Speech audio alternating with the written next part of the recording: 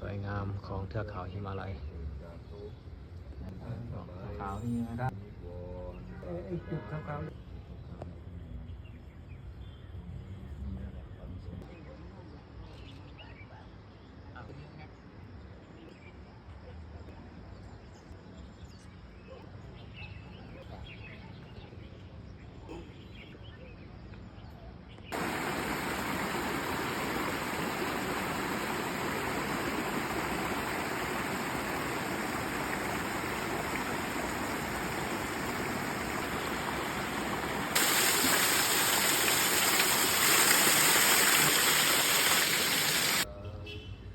สวยงามของเทือกเขาหิมาลัย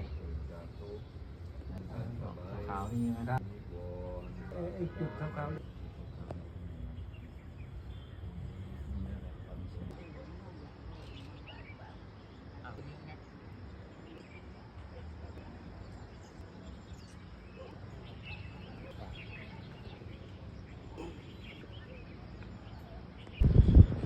เราอยู่ทางภูเขา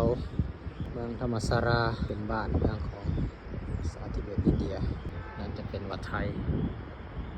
นี่เป็นวัดของมูลนิธิน้ำมันของประชาชนสวยงามเรื่องจะเป็นภูเขาตรีอุนภูเขาหิมาลัย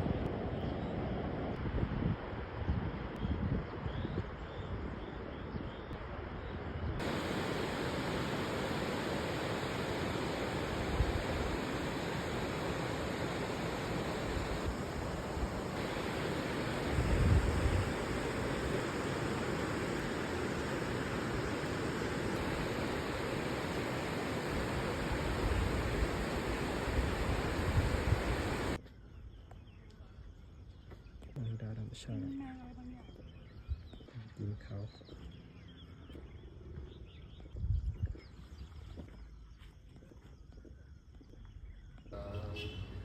สวยงามของเทือกเขาหิมาลัยช่วงนี้มีหมอกมาอีกแล้วเห็นเต็มเลยช่วงนี้มีหมอกมาใกล้จะค่ำแล้วจะเห็นหมอกมาตลอดหมอกปกคลุมเต็มหมดเลยถ้ามีหมอกจะเห็นภูเขาเต็มอยู่ทั้งคืนภูเขาบักซูภูเขาตรีบุญนี่คือเป็นทะเลหมอกนี่คือวัดไทยที่ครูบาอาจารย์อาศัยอยู่เห็นธรรมศาสตร์คือหมอกปกคลุมลงมาเต็มหมดเลยทั้งคืนนี่คือหมอกปกคลุมหมดเลยทั้งคืนภูเขาอากาศดีเลย